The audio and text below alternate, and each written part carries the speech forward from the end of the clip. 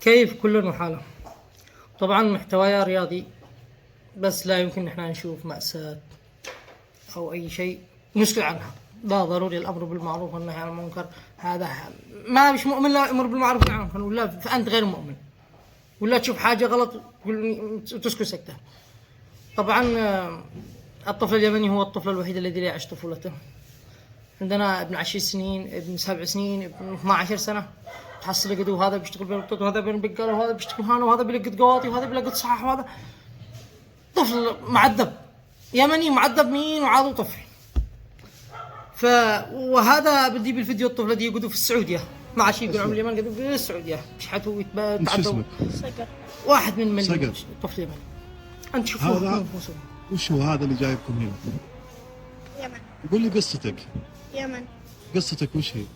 أبي متوفي وأنا دخلت هنا أشقي على أمي. أيوه. أمي فيها عبد البقري، دخلت أدور لي حق لأجلها وأروح.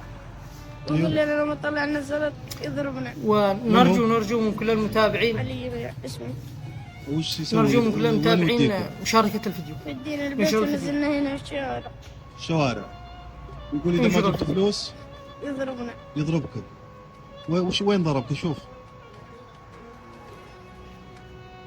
وتحياتي لكم.